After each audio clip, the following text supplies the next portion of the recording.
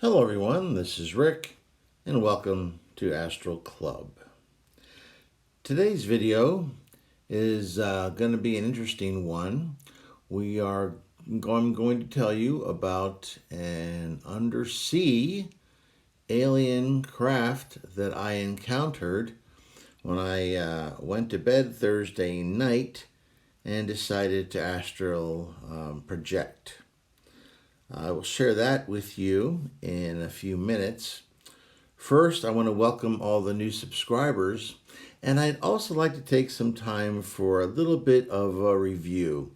I've noticed now that we have over 50 videos on the channel, we're getting new subscribers all the time. Not everybody has hours and hours and hours to review all the old videos. So I'm getting questions that I have covered in some past videos, but I think it might be a good idea to do some, at least a basic review right now on one particular area of topics, just so everybody can at least understand, what I'm talking about when I mention these basic states or basic altered states of being. So let's just do that review, and then we'll get back and we'll explore with you my astral projection. I haven't had time to write it down, so I'm just going to close my eyes and just review it in my head and talk so that you can kind of hear it as I remember it. Okay, the basic altered states of being, and there's a lot of confusion concerning this, and I hope in a very brief way to dispel some of this confusion, especially among the new people. Some of the basic altered states of being are your basic dream, lucid dreaming, remote viewing, astral projection, and NDEs or near passing away experiences. Let's start with basic dreaming. This obviously is the easiest one. We've all done this. You go to sleep at night and you have a dream. You're unconscious. As far as you know, you are at school, your old junior high school, and you all of a sudden notice, oh my God, I forgot to get dressed. So you're naked and you forgot your locker combination, and you forget which class you're supposed to go to and where your class is, and then you wake up and you say, "Whew, wow, I'm glad that was a dream." So I mean, that's just maybe just my typical dream, but it's just a typical dream where you're having this experience. As far as you know, it's real. But obviously it's being made up entirely from your own poor, twisted mind. The next is a higher level up. That's lucid dreaming. Lucid dreaming is where your conscious mind intrudes upon your subconscious dream process, whereby you suddenly notice, wow, I'm dreaming. This is a dream. Everything I see around me is being generated by my own mind. I am the movie producer here. I'm the writer. I can do whatever I want. I can meet my favorite movie star. I can decide to fly if I want.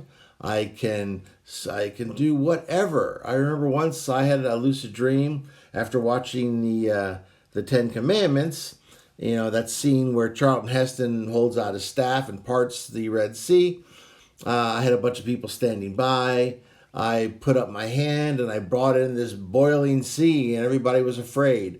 And I said, "Do not be afraid." And I held up my hand and I froze the sea.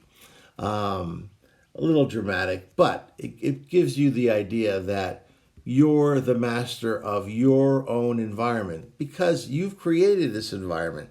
It's all coming from you. The only difference from a basic dream is that you are aware that you're having a dream. Although I have noticed in lucid dreaming that I don't always have 100% of my normal conscious mind.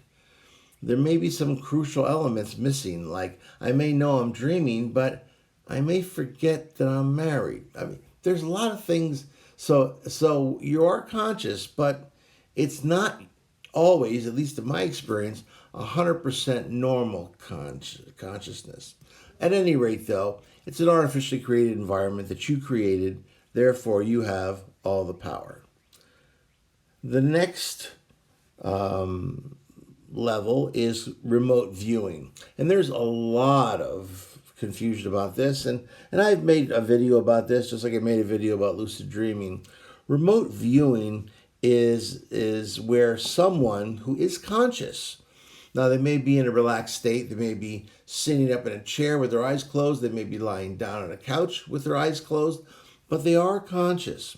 And what they're doing is they're sending a portion of their consciousness away to another place on the physical plane. They then see what is happening in that far off place on the physical plane, and then they bring that consciousness back, and then they can then relate to someone what they saw. If you're thinking, wow, that might have intelligence potential for the CIA and NSA and what have you, or the military, you'd be right. And there was experiments done about that in the 70s and 80s, and possibly afterwards, we just don't know, in the USA and also in the Soviet Union at the time. So that is remote viewing. And keep in mind that that person is conscious, and what they're seeing is on the physical plane. That's important. Next step. Now we've got astral projection. Now, astral projection is different from the ones that came before. Here you are leaving your physical body. Your consciousness is 100% the same type of conscious mind that you have when you're walking around here in the physical. The only difference is that your physical body has been left behind. Your astral body usually resembles very closely your physical body initially. You can see through it normally if you take that trouble. And I'm not going to go into the whole astral projection experience because that's what this whole channel is about. And there's a lot of videos about that. However, what is important to talk about here is that you are now on the astral plane, or I should say planes, because there's more than one. These planes exist outside of you. You do not control them. You did not create them. You do not control them. Now, the lowest level of the astral has bleed through from the physical plane. So some people who pass over can be confused, especially if they didn't have any afterlife beliefs as to what's happened to them, because there are many elements of the physical that have bled through. But you're not on the physical plane. You are just a hair above it, outside of it. So you have a limited, very limited ability to interact in the physical. And I've talked about that in the past. And you cannot merely mold things without effort like you can in a lucid dream. Now, can you make changes to astral environments? Yes, you can. But it requires almost the same amount of dedication and investment of energy that it does to change things here on the physical plane. If you want to build a house, you've got to do a lot of work to make it happen. If you want to do that on the astral, it doesn't take quite as much work, but it takes a lot of dedication and a lot of effort and a good amount of energy investing in building that astral house. But just like in the physical, you're building a house with your own effort. It doesn't mean you control this whole plane. It means you're merely interacting with a plane that is outside of you, the astral plane. The cousin of the astral projection is the NDE, or the near passing away experience. I don't say the middle letter because you can get in trouble for doing that. Now, this is very similar. It's, as I say, it's a cousin of astral projection. However, this is something that doesn't usually happen consciously. It doesn't happen on purpose. What happens is your physical body undergoes some serious amount of trauma. In some cases, the body is extremely damaged, and the astral body is ejected from it. And there are people who've been on the operating table and their heart has stopped for a period of time. And they find themselves floating above, looking down on the operating theater, wondering what the heck is going on. When Ernest Hemingway was young, the writer, he served in an ambulance corps during the Spanish Civil War, and there was some sort of a shell that landed nearby, and his body was thrown up in the air and fell hard against the ground. And for a period of time, he found himself outside of his body, wandering around, wondering what the heck had happened. And, there was a situation there where I don't know that his heart had stopped, but his body underwent such tremendous trauma that for at least a short period of time, his astral body was forcibly ejected from his physical body. So, other than that, the NDE is very similar to an astral projection. You're also on the astral plane, and many of the same rules apply. It's just that it happens outside of your conscious will. It happens because of a series of very severe circumstances. So, I hope, at least for the new people, that this basic explanation as to the differences between basic dreaming, lucid dreaming, remote viewing, astral projection, and NDEs helps to clear up some of the confusion. Keep in mind that many of these topics have their own video on this channel, and so as you get the time, you could certainly find out more about these particular topics and how to induce these states. I'm not going to do that now because that's not the purpose. The purpose here is to clear up some confusion. Okay, now let's get to my encounter with the undersea UFO. Over the years, like many people who are interested in the alien UFO topic, I've heard of some stories of people encountering alien craft, flying saucers, if you will, coming out of various bodies of water, from large lakes to oceanic environments, where people in boats, people on oil platforms suddenly encounter these enormous craft, either traveling quickly underwater or emerging from the water.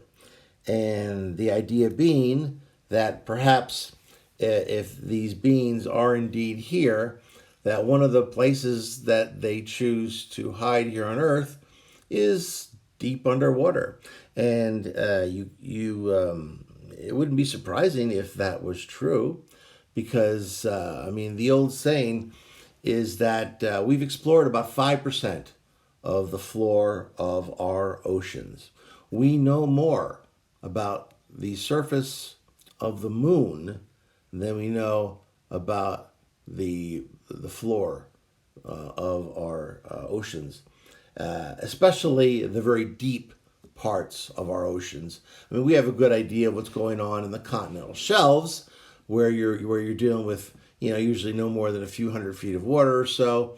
I'm sure we've got scuba divers, we've got all kinds of people, but when you're getting down to those crushing depths in our oceans, very few people have ever gone down very deep and actually been able to come back and report what they've seen. So if you were an alien society and you wanted to have a base here for some period of time, under a large body of water might be an ideal place, because you'd be pretty darn safe from interruption, especially if you went very deep. So now I didn't go to bed necessarily with that idea gelled in my mind.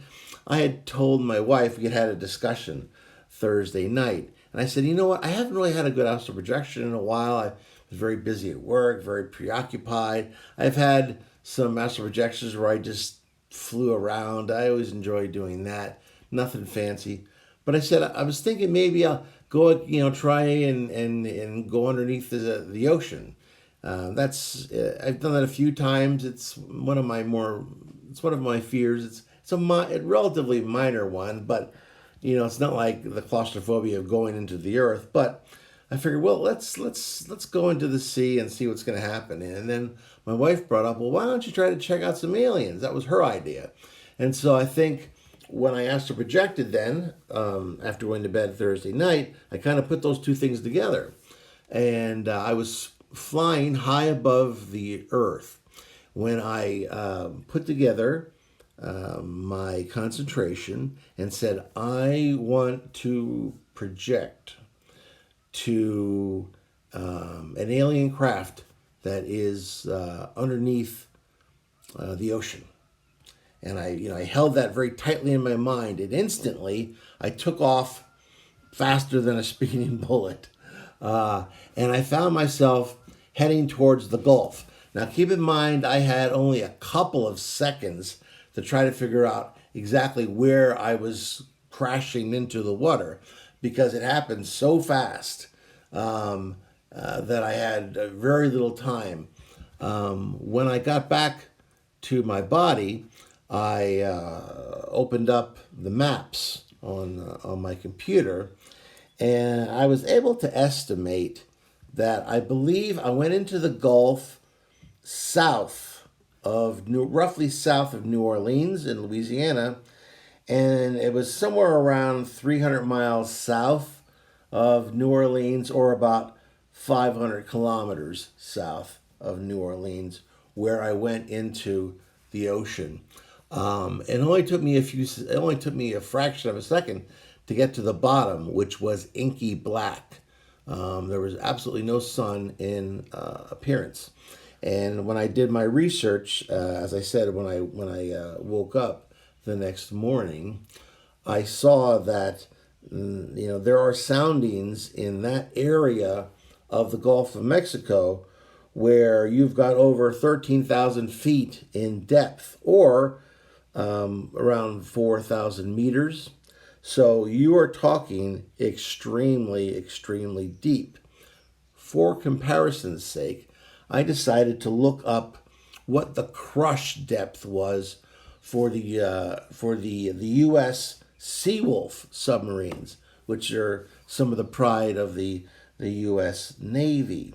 And that information, the accurate information, is secret. But people estimate that the crush depth for the Seawolf submarine is somewhere around 3,000 feet, or about 900 meters.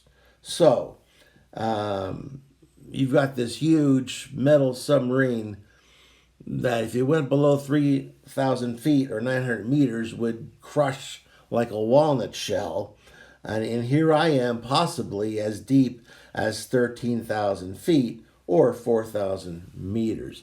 So I was very deep. But I remember thinking to myself, boy, it's a good thing that I'm not in the physical right now, because I'd be alive for about 1/60th of a second before I was crushed down to nothing.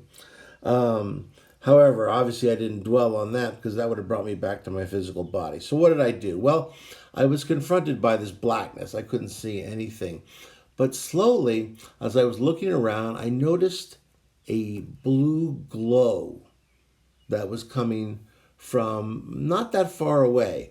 So I just projected through the ocean, which is always very interesting because you're so used to having to swim. But I literally just, in a sitting position, just projected to the blue glow. And there I found, hovering above, a very large metal saucer. This metal saucer was emitting, it was the source of this unearthly blue light that was completely around it. I didn't see any windows. It was just this metal cylinder. I floated up a bit to try to see the whole thing because it was enormous. Now, my estimate is a rough one, and it's based on me trying to imagine how many of my bodies would go across this thing. I don't know. It was enormous. I would say, just as a real guess, that it probably was as much as 1,000 feet across, or somewhere around 300 meters. So we're talking about a huge, huge craft. And I remember thinking to myself, wow, this thing, how does it maintain its structural integrity? If, I knew we were deep. At that point in time, I didn't know how deep, but I figured it was pretty deep down there, but it, there didn't even seem to be a dent anywhere. So I decided, well, let's go into it and let's see what's going on inside. So I made, I started melding into the craft, but it was very strange. I couldn't go through. And that's not something I'm used to. I'm used to being able to go through anything fairly easily. But it was almost like there was some force holding me back. So I decided that perhaps I needed more of a running start, if you will. And I gathered energy from the surrounding ocean as best I could. And as I did that, I felt my vibrations rise, and then I projected into the craft. And after that initial resistance was overcome, I got inside. Once inside there, I was, confronted by the inside of this very large craft. There, I immediately noticed there were some aliens milling about, but they weren't the familiar grays that I was used to. They were perhaps the types that people call the Nordics or the tall white aliens. And I also noticed they walked right by me without seeing my astral body, unlike the gray aliens, which always noticed me. So these could not see me. Their appearance was quite striking. The males were a good deal taller than me. I'm around 5'11". I would say they were probably upwards of 7 to 8 feet. They had what I thought their hair looked to me to be white, not blonde. And I didn't see anyone with blue eyes. They had basically black eyes, which I also found striking. But other than that, they were extremely pale, and I could see where people would call them the Nordics or whatever. But then I also remember thinking, oh, by the way, I also saw the female. There were some females there too. They were wearing some sort of a white, close-fitting garment. I didn't see any separation of pants or shirt, or indeed how it even got on. But the females, I could tell, they had longer hair. It was also white, same black eyes, but they seemed shorter. They seemed to be more like 6 to 7 feet. But then I remember thinking to myself, well, if they really wanted to disguise themselves, I bet you all the females would have to do is get a bottle of hair dye, dye their hair blonde, and wear some contact lenses and make their eyes look blue. I mean, that's what we low-tech humans would do. I would imagine they could at least do that, or else come up with something a little bit more high-tech. So I was thinking to myself that perhaps I saw them the way they really are and not the way they appear to us. I don't know. I know if I looked like that, I probably would want to change my appearance so I would look a little bit more human. I started exploring around the craft. I saw a variety of rooms with scientific machinery in there. Unfortunately, I have no frame of reference. I have no clue what they were doing. Um, One main room that I saw as I walked around, I was struck, very, very surprised because I saw a human there. He was dressed in uh, what looked to me like an Air Force jumpsuit. And I scanned his mind and I got his name, which I will not share here because, obviously for obvious reasons. I saw that he had the rank insignia on his jumpsuit of a full bird colonel. So he is definitely high ranking. That's the rank for people who haven't been in the military. That's right below where you get promoted to general. I also was able to scan his mind a little bit. I don't usually like going for deep scans because that's an invasion of privacy. But his mind was very well structured, very disciplined. I doubt it could have gotten much anyway. I heard the word special operations, and I know he came from a Florida coastal Air Force base, something like McGill or McDill, something like that. And he was there as a liaison to these particular aliens. I heard them; they didn't communicate on a telepathic basis. They were speaking some language to him, and he replied in the same language. I was not familiar with the language. I'm not by no means a linguistic expert, but I've never even heard a language anything like what they were speaking, so I have no idea. I imagine he would have been trained in that language, and at one point they punched up a virtual reality of the Earth.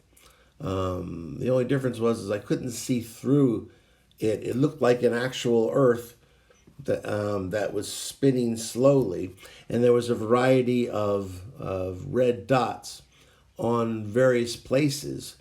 And I guess I assume that perhaps those are other locations of bases of theirs. They seem to be in every major body of water, certainly in all the oceans. I even saw one that was underneath, that was located on Antarctica. So perhaps they have a location there somewhere as well. Their purpose for being there, I tried to read their minds, and it I couldn't do it.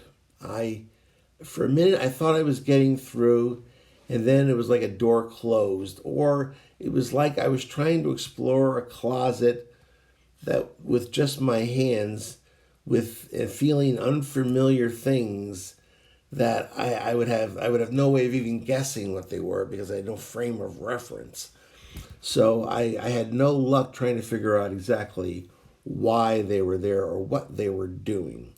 Obviously, though, they are there with the knowledge, if not full cooperation, of at least the U.S. Air Force, because why else would they have a human colonel there? I did notice he had a patch on, though.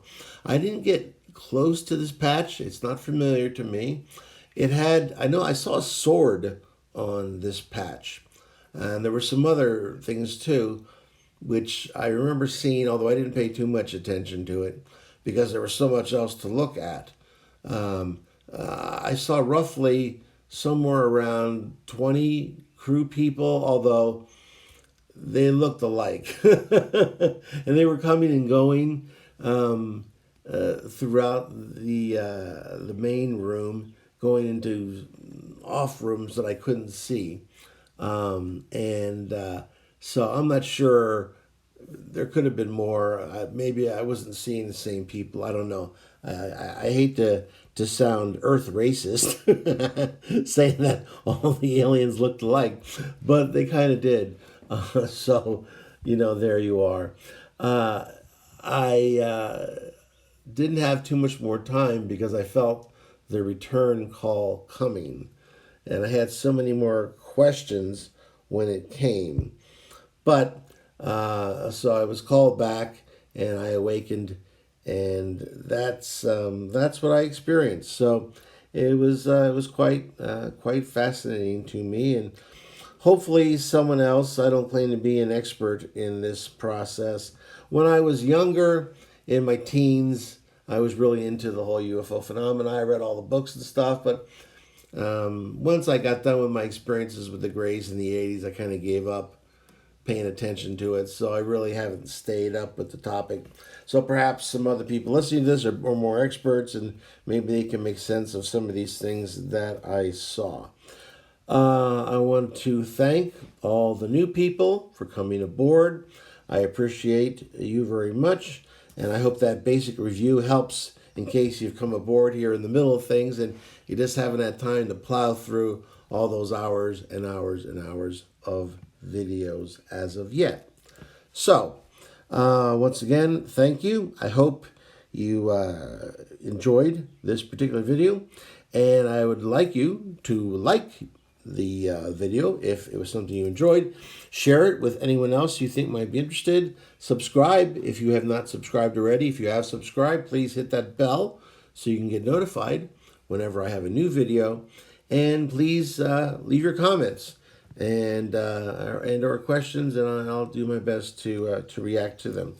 Well, this has been Rick, and as always, I will see you on the astral plane.